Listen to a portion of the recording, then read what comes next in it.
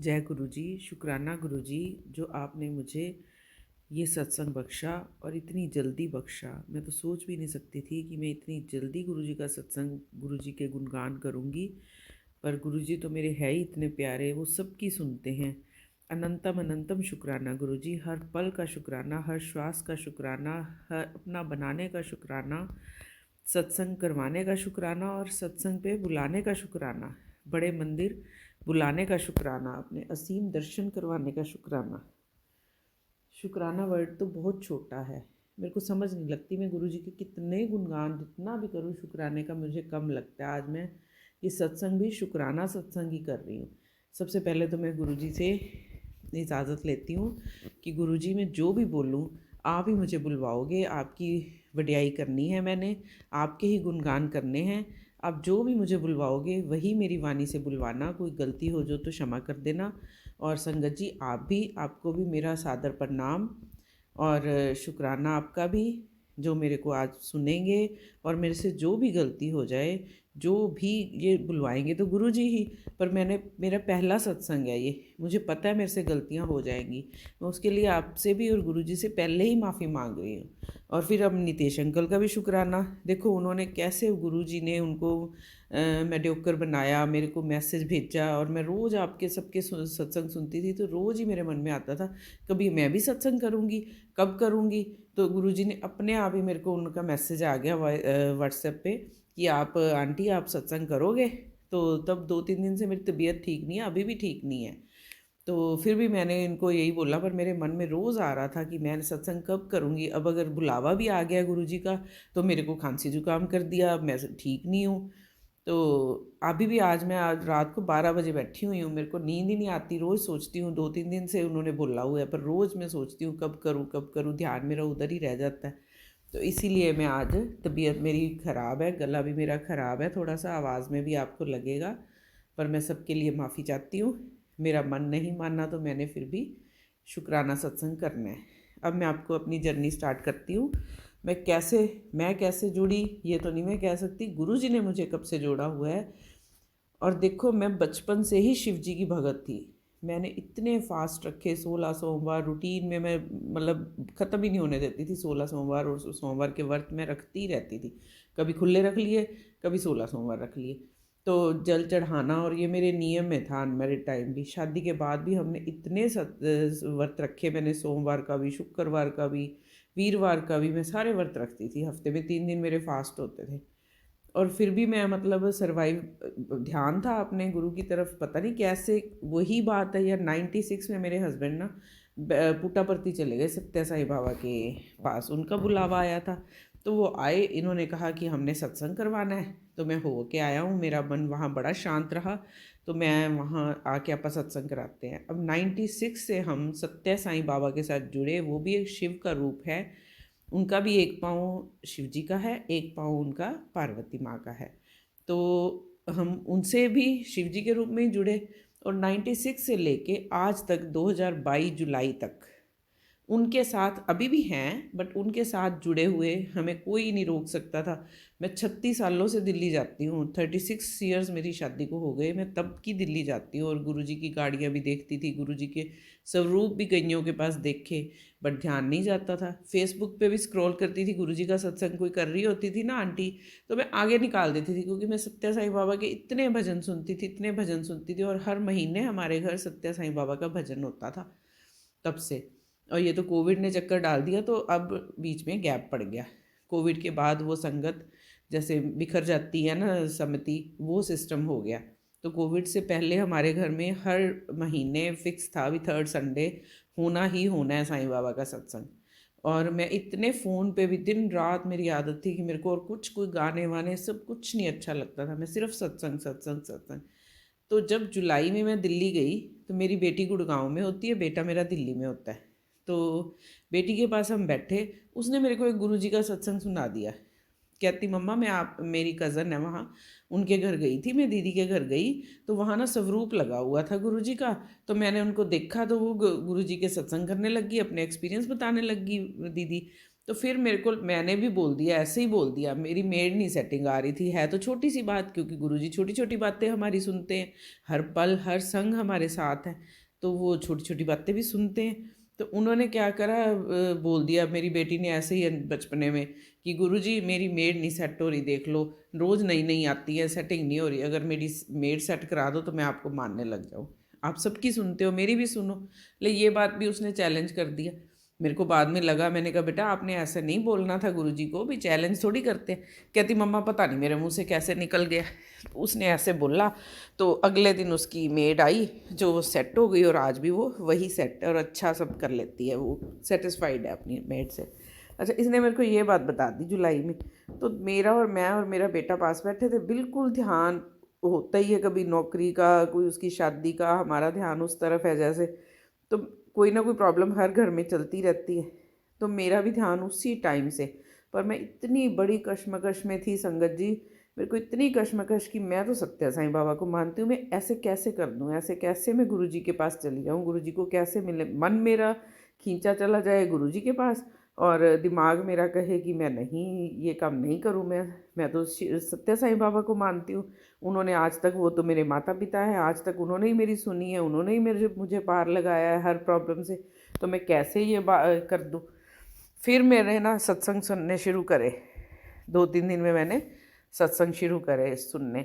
जब मैं सत्संग सुनती थी तो मेरे पास अपने आप ही वही सत्संग आता था, भी सत्य साईं बाबा को मानते हैं या शिरडी साईं बाबा को मानते हैं।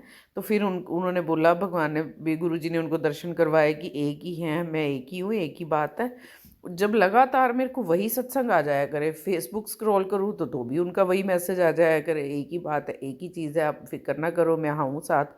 मैं आपको सत्य साईं बाबा के रूप में भी मिलूँगा, गुरु जी के रूप में भी मिलूँगा। फिर मुझे लगने लगा कि मैं गलत नहीं हूँ, मैं बिल्कुल ठीक हूँ, तो मेरे को करना चाहिए गुरुजी पे। और फिर मन में कोई इफ बट नहीं आया, कोई मतलब विश्वास नहीं डोला। जैसे मैं अपनी तरफ से कहती हूँ कि मैंने सरेंडर कर दिया है। अब ये सरेंडर वर्ड बहुत बड़ा है, कोई नहीं कर सकता, कुछ नहीं हो सकता, जो गुरुजी की लीला उन्होंने ही करवाना है। अब तो इतनी समझ आ गई, इतने सत्संग सुन लिए हैं, दो दो बार बड़े मंदिर भी हो आई हूँ। और बड़े मंदिर देखो, मैं गई, बंदा ब्लैंक हो जाता है ना, जैसे भी कुछ नहीं याद कि गुरुजी से क्या बातें करनी है क्या नहीं, बस मंत्र जाप चल रहा है और मंत्र जाप सुन रही हूँ और बोल रही हूँ, और गुरुजी के खुले दर्शन और आंसू झरझर झरझर बैठ बहे जा रहे हैं। बस यही कुछ होता जा रहा था। अब दिल्ली, जुलाई की बात है ये तो। अब उसके बाद मैं फिर गई ये नए साल में, जनवरी में, तो 10 दिन वहाँ रही। तो फिर मेरा मन करे कि मैं जाऊँ। मंडे को मैं चली गई। मंडे को संगत जी आप मानोगे, इतने खुले दर्शन हुए, मैं इतना अंदर जाके रोई, मेरे आंसू, मेरे को सब संगत जी चुप करवाने वाले भी, आप क्यों रो रहे हो, आप सिर्फ अरदास करो। मैं कहा मेरे को समझ ही नहीं आ रही, मैं गुरु जी के सामने आती हूँ तो मेरा रोना शुरू हो जाता है, क्यों होता है ये तो अब गुरु जी जाने। तो मेरे साथ ऐसा क्यों हो रहा है, मेरे को इतनी ब्लेसिंग्स। फिर उन्होंने क्या करा, बाहर ना बरामदे में दोनों साइडों पे ना लोग बैठे हुए थे, संगत बैठी हुई थी। तो मेरे को समझ ना लगे कि मैं कैसे कहूँ भी यहाँ बैठना है, या अभी मेरे को ये भी था कि जैसे जैसे जो जो मंदिर का डिसिप्लिन है हम वैसे ही चले, बिल्कुल कोई ऐसी बात ना हो जाए कि डिसिप्लिन से परे हो। तो जैसे हर सत्संग में सुना हुआ था भी सीढ़ियों पे हाथ नहीं लगाना, और लिखा भी हुआ है वहाँ भी सीढ़ियों को टच नहीं करना, बट फिर भी लोग सीढ़ियों पे हाथ लगा लगा के माथे पे हाथ कर करके जा रहे हैं अंदर।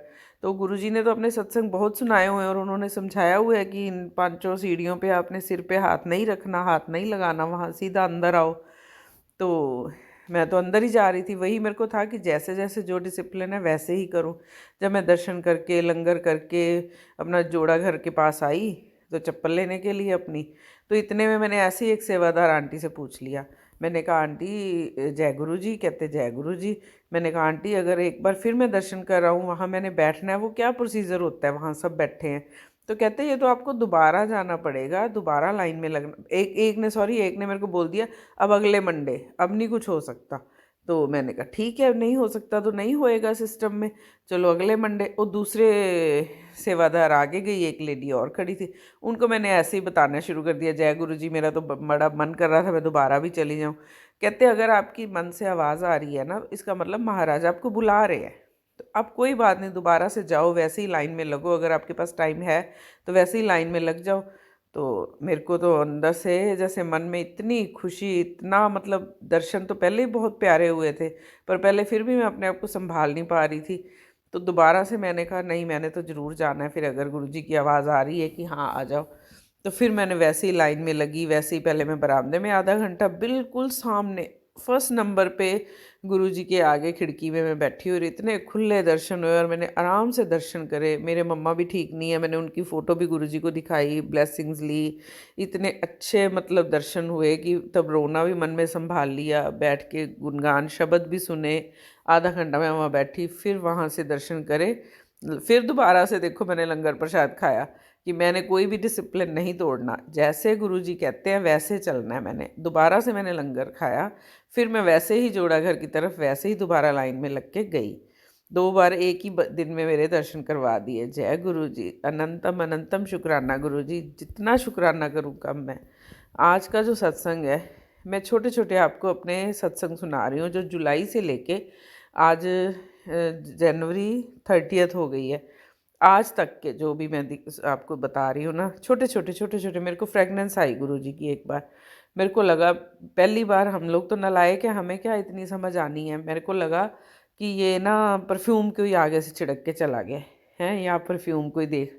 फिर दिमाग में आया कि परफ्यूम है तो उसकी तो रहनी चाहिए ना ये फ्रेगनेंस। 2 मिनट में चली कैसे गई वापस, नज़र ही नहीं आ रही, मतलब कोई स्मेल आ ही नहीं रही उसकी, कुछ खुशबू आ ही नहीं रही। एक बार हुआ, फिर अपने आप को संभाला, फिर बोला जय गुरुजी, अनंतम अनंतम शुक्राना गुरुजी। मेरे को लगा वाकई जो मैं सत्संग सुनती हूँ शायद गुरुजी ने इतनी अच्छी फ्रेगनेंस तो किसी परफ्यूम की भी नहीं हो सकती जो गुरुजी की फ्रेगनेंस थी। इतने चाहे जितने मर्जी महंगे से महंगा कोई परफ्यूम ले ले, मेरा ख्याल तो वो सुगंध फिर भी नहीं आ सकती उसकी।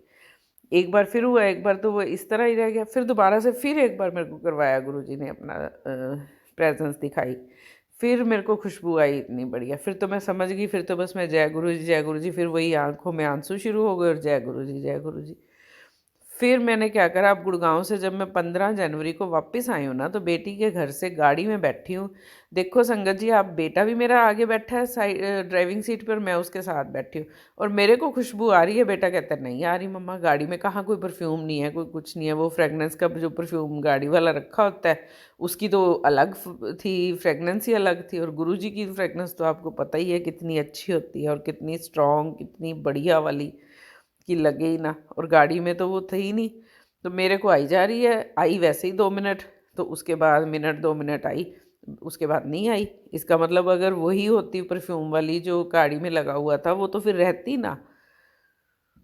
जितना जितना शुक्राना करूँ ना मैं उतना कम है। मेरे पास तो इतने छोटे छोटे रोज़ के सत्संग है जो मैं कभी शायद शेयर भी नहीं कर सकती। ऐसी ऐसी लाइफ में मेरे बातें हो चुकी हैं जो मैं शेयर नहीं कर सकती। अभी मेरे को हुक्म नहीं होगा संगत जी, जब हुक्म होगा तो मैं ज़रूर करूँगी। अभी आज के लिए मैं इतना ही बोलूँगी। और जो भी मेरे से भूल चूक हुई, गुरु जी मुझे माफ़ करना, संगत जी मुझे माफ़ करना। अनंतम अनंतम शुक्राना गुरु जी, सबका, संगत जी का भी, गुरु जी का भी, नितेश अंकल का भी, मैं सबका शुक्राना करती हूँ। और मंत्र जाप के साथ मैं समाप्ति करती हूँ। ओम नमः शिवाय, शिव जी सदा सहाय। ओम नमः शिवाय, गुरु जी सदा सहाय। जय गुरु, जय गुरु।